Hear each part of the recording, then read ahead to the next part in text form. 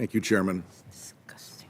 If Justice Alito's draft opinion becomes law, women across this country will have had a constitutional right that most have enjoyed their entire lives taken away from them. I can't think of any time in the history of this great republic where a constitutional right has been taken away. In this case, a constitutional right that will have been taken away by a partisan cohort of the court.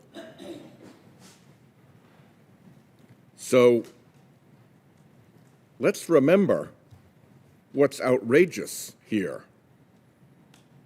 Are people disappointed? Are people stunned? Are people outraged by the content of Alito's opinion? Yes, and properly so. Because this is a first for the United States of America, with a partisan cohort of the court taking away a constitutional right.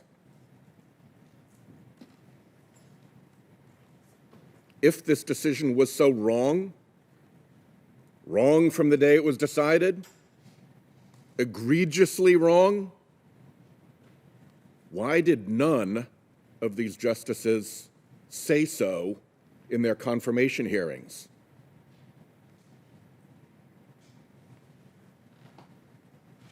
I submit it's because they were playing confirmation testimony hide the ball.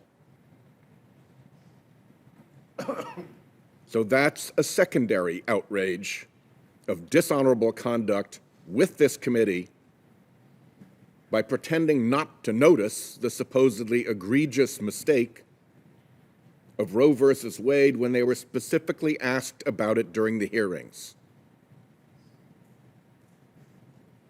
Now let's address just for a minute what actually undermines the independence and integrity of the court.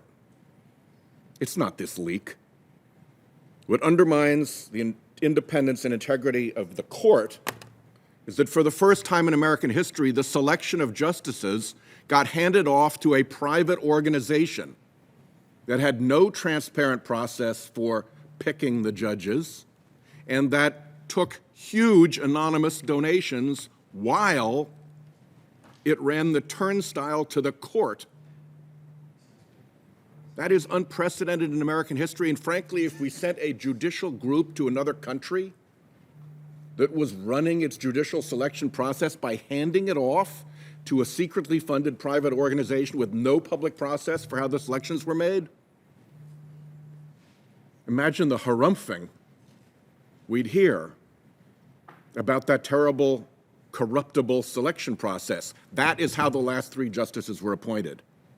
And if that's not enough, once they were selected by these dark money donors behind this turnstile,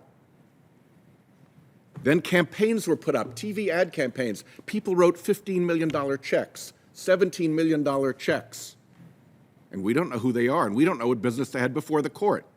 And we don't know whether they were the same ones who were funding the Federalist Society while it ran the turnstile, and then came in with the checks for the Judicial Crisis Network when they ran the ads. You want to talk about undermining the integrity and the independence of a court? Turn the selection and confirmation process over to big dark money special interests, and this is what you get. It's actually worse because this is a court that is now instructed by flotillas of dark money front groups as to how to rule. The court cossets those groups by not requiring them to disclose who's behind them when they turn up. So we find out through other memos that big right-wing groups are orchestrating their word, amicus front groups to come in. That's something the court could clean up tomorrow if it wanted to. And then finally, we have a statistically improbable win rate at the court, an otherwise inexplicable pattern of victory for the exact interests that paid to select the judges, that paid for the confirmation ad campaigns for the judges, that are behind the dark money front groups that argue before the judges. I wrote an article years ago that put the tally in those decisions at 80-0. 80-0. And as to the outrage about threatening the court, if you're going to be outraged at people who are saying unpleasant things about the court, as Senator Padilla said, have the decency to be consistent.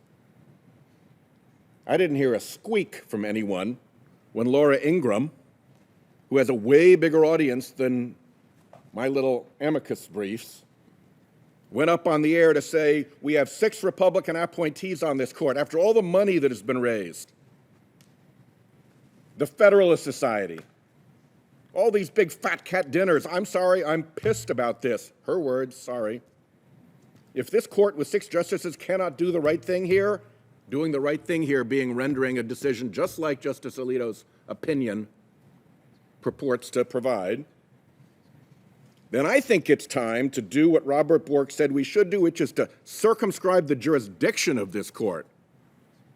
And if they want to blow it up, then that's the way to change things finally. Where was the outrage when a major Fox News commentator was talking about blowing up the court and changing things finally? If we're going to be outraged, please don't be so selective. And as to my brief, the comment that has been described as a threat was actually a quote. If you're going to criticize my brief, read it. It was actually a quote from a poll that showed the American public is concerned enough to think that the court might need to be restructured. Thank you, Chairman.